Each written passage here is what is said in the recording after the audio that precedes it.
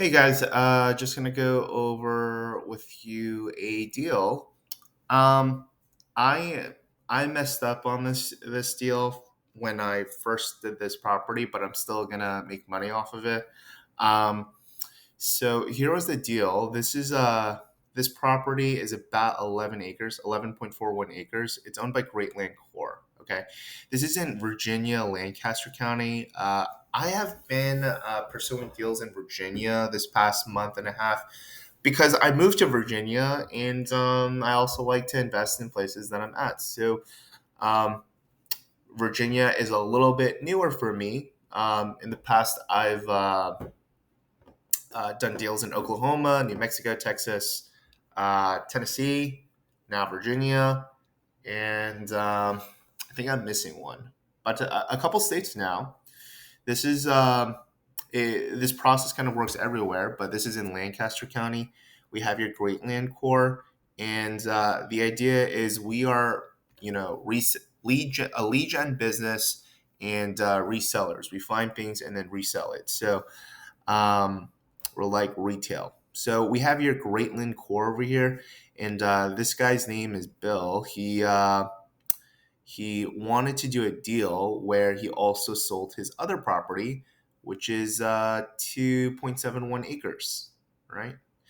And so between this lot over here and this lot over here, this is in a subdivision called Redwood, and he wanted it to be a double deal. So I didn't mail him on a 2.71 acre because the minimum requirement that I have right now is to only pick up lots that are 5 acres and more. Just because I like at 5 acres, someone can technically hunt on the land with like a bow and arrow or like a single rifle and just hunt a little bit on their property for recreational use. They could build on it.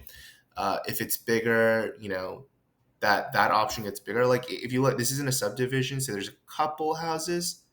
So right over here, that means that they have access to utilities. They have an access road. Like this is a thin narrow strip over here, but you look over here with Melvin, and he's got like a thin strip over here where he's at this property. We When I first did this, the initial comps I had for this lot over here was roughly 120,000. That's what I was using priced, and it's not right. So this is 100. So price basically gave me a comp for 120, and then this one for 40,000. Now in Lancaster, this whole area over here, there's a realtor, and I guess he has been focusing on land, but he basically picked them up and he lowered the pricing on all of them, and essentially just shot people's value for this land. So even though it's worth more, right? Like this one, this property is valued at essentially 80,000. Price would market higher. He's listing them, and it's selling them much cheaper than what it's really worth, just to get this deal going, and it's hurting the values of all these land. So, like for this one, the 2.7, there's a property that's 2 acres that he's selling. For 2 acres, um, he has his agent selling it for like 18,500, and it's terrible because all the realtors, myself included, and not me being a realtor, but when we look at the data, not just its comps, but like actual what's out in the market and what's been sold. When we see a 2 acre selling for 18,500, but it should be worth closer to 40, it's like these guys are going for rapid sales and it hurts this value. So when I first initially did it, it's like he wanted it as a bundle deal and he wanted to sell it for 58,000, and I thought the numbers were closer to 160 for both because I didn't do my due diligence. That's really it. I didn't really look that hard. I was just off the cuff. It's like, okay, yeah, like it's roughly around 120 and 40 off of price comps, and I didn't look that hard. I was just like, okay, let's just go with it. At 58, even if it's like you know, a sizable portion, 40,000 off, right? You're still at, um, you know, 120. And if you pick it up for 58 at 120, I'm still doubling, right? So I just kind of went with it, but really the comps were way lower. And I mean, there's an option to sell at those prices, but it just takes a long time. This is a slower market. So wouldn't I'm probably going to get out of Lancaster County and not pursue this area anymore, just between that realtor, what he's doing and deflating those values, and just the slower market. I probably won't go in here again, but basically sent this deal out to funders, and I reached out to one, and ultimately they gave me kind of like the runaround. And after that, I basically reached out to a bunch of different funders.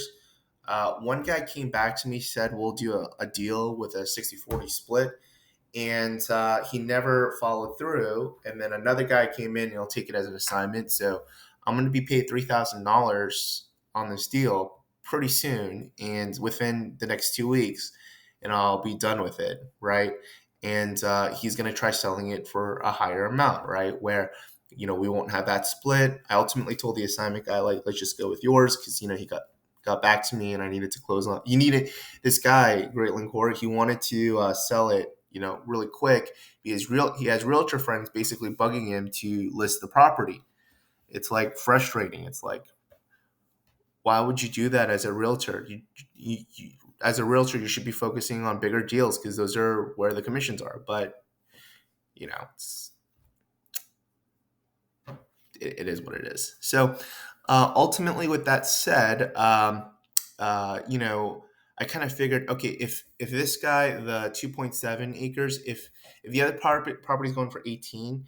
By the way, I just want to tell you, like, I reached out to that realtor to give me information, because I was like in my head, why are you selling this for 18? And he said he would send me details. He never got back to me. So obviously, this guy is a bad realtor, but he's just killing the values of all these people's land. And I was thinking, okay, well, let's say this is for 20, and then this one is um, at the 60,000 mark instead of the 120. Well, you know, at that it's like 80,000 for a quicker sale, and then I got this guy to go to 52. Then you're looking at a uh, what is it? 80 minus 52, like 28,000 for a quicker sale. I get three. The guy who's buying it from me is going to make 25,000 on the quicker sale, assuming he doesn't mark it up higher. I get the impression he's going to mark it up higher and try selling it for a higher amount than what I'm saying he should sell it for. But to each his own. And that's the deal. I'm going to pick up 3,000 on a deal where I thought there wasn't a deal. Like, it wouldn't be margins that I'd feel comfortable going for. The margins I want is to pick up something, 50 cents on the dollar that could sell at a reasonable amount of time at bare minimum. Really, ideally, like closer to 25 cents on the dollar. But, even for the guy picking it up from me, it's like the prices do support a higher amount, and uh, his capital, his return is going to be higher than whatever else he puts out there. He should get it, for the quicker sale between 3 to 9 months.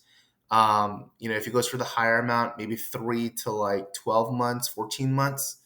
But these are still really good rates and compared to some of the other stuff out there. But it's a more active investment. He's going to have to, once I sign the contract over for myself to him, I get paid the 3,000, and it's on him to sell it. And he's probably going to hire a realtor, and the realtor is going to sell it for him, right? Um, Assuming it's not like the other guy selling the 2 acres that doesn't says he's going to send me stuff and doesn't follow through. How am I bitter about this county? Yeah, I won't. I won't go to Lancaster County. I recommend you don't. So, um, that's it for this video.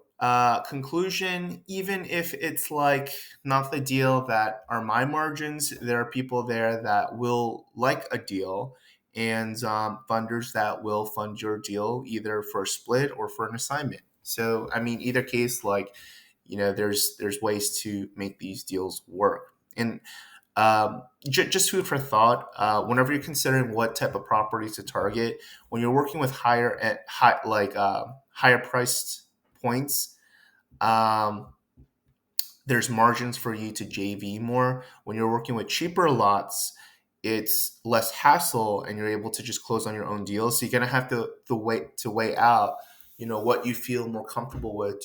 Most people will feel comfortable just doing it themselves, but if you want to scale, if you want to do more things, it does help to work with higher priced margins. I'd say price points that sell from 20 to 150,000, 100,000, right? Because if something sells for 100,000 and you pick it up for 40, 50,000, there's margin there for someone to come in, put in the funds for 50 and split with you 50-50, and he gets his money back plus 50% of return within 3 to 6 months. That's a great deal for people. And if that investor did it twice, he doubled his money, right? So when you work with those higher margins, you're able to do things like that. But you know, I I hear you. If you feel scared, I didn't do like these type of deals. I really didn't mess around with. I picked up lots for a couple hundred, 1,000, 2,000, 3,000, $5,000, and sold them for double minimum to 4 times, 5 times the what I paid for it. So um, and you're always able to get more for owner financing. So, yeah, be the bank.